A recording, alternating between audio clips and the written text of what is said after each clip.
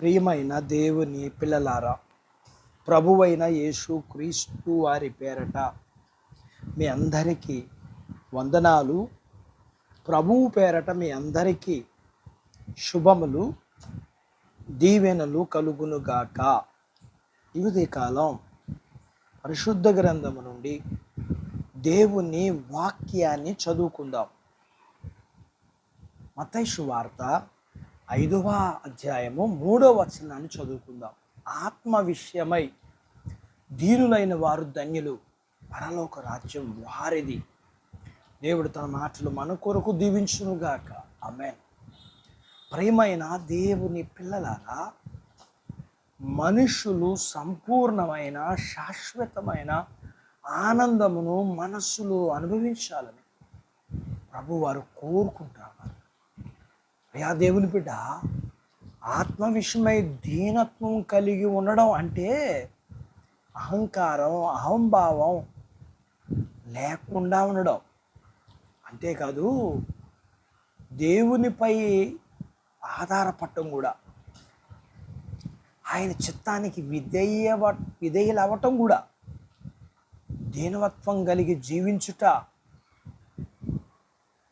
అందును బట్టి దేవుడు దైవానందము, పరలోక రాజ్యం వారికి అనుగ్రహించడానికి ఇష్టపడుతున్నాడు. మనం దీనులుగా జీవిస్తే మనకి అధికమైన సంతోషం ఉంటుంది. మనం దీనులుగా జీవిస్తే మనకి అధికమైన సంతృప్తి కలుగుతుంది. మనం దీనులుగా జీవిస్తే మనకి అధికమైన సంపన్న స్థితి కలుగుతుంది. ఇలా మనం చదువుకున్న లేఖన భాగంలోంచి మనం చెప్పుకున్న లేఖన భాగ ప్రకారం దీనులైన వారు ఎంతోమంది ధన్యులయ్యారు. అలాంటి వారిలో ఒకరు దావీదు. దేవునికి విధేయుడు, మనుషులకు విధేయుడు. అంటే దేవుని ఎదుట, మనుషుల ఎదుట దీనుడుగా జీవించాడు. దావీదు ధన్యుడయ్యాడు. దావీదు లాంటి వాడిగా మనము దీనులమై, విధేయులమై జీవించినప్పుడు మనం కూడా సంతోషంగా ఉండగలుగుతాం. తన జీవితంలో తాను సంతోషంగా, సంతృప్తిగా ఉండగలిగాడు. ఇంకా అతని జీవితం ఉన్నతమైన స్థాయికి, మంచి స్థితికి అతని జీవితం ఉంది. అది భూమి మీద, పరలోకములో, దేవుని అంతరంగములో చోటు కూడా, స్థానాన్ని సంపాదించుకున్నాడు. ఎలా అంటే, దావీదును గురించి దేవుడు ఇలా అన్నారు: నా హృదయానుసారమైన మనుషుడు. దేవుని హృదయంలో అతను స్థానం సంపాదించుకున్నాడు.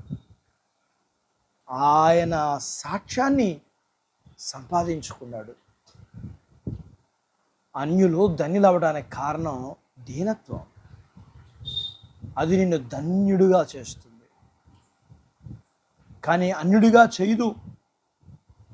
కానీ దీనత్వం లేనివాడు అన్యుడవుతాడు, దేవునికి దూరం అవుతాడు. ఇంతకీ నీకు ఉన్నది దీనత్వం. అది నిన్ను ధన్యుడిగా చేస్తుంది. అట్టి బాధ్యత దేవుడు నీకు దయచేయునుగాక. ఆమేన్. దేవుడు తన మాటలు మనందరి కొరకు దీవించును గాక. ఆమేన్. ప్రార్థించుకుందాం. నాతో పాటు ఏకీభవించండి.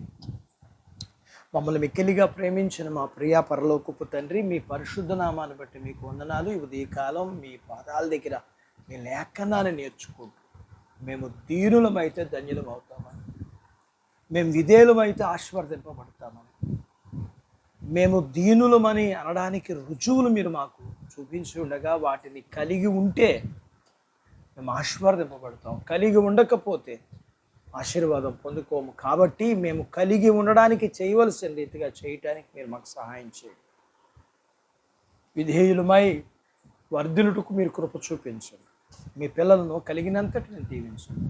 చిన్న బిడ్డలను, యవనస్తులను, వృద్ధులను, స్త్రీ పురుషులు వారి చదువులు దీవించి, ఉద్యోగ ప్రయత్నాలు దీవించి, ఉద్యోగాలు, పొలాలు, పశువులు, వ్యాపారాలు, చేతి పనులు దీవించండి.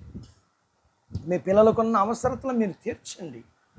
వివాహాలు కాని వారికి అవ్వటానికి, అయిన వారికి గర్భఫలం ఇమ్మని, గర్భఫలం ఇచ్చిన వారికి సుఖ ప్రసూతి ఇమ్మని, ప్రసూతి అయిన వారికి ఆరోగ్యం ఇమ్మని, మీ పిల్లలను కలిగినంతటిని దీవించమని యేసు ప్రభు వారి పేరట స్తుతించి ప్రార్థించి అడిగినవన్నీ పొందుకొని ఉన్నాము తండ్రి. ఆమేన్. దేవుడు మిమ్మును దీవించును గాక. ఆమేన్.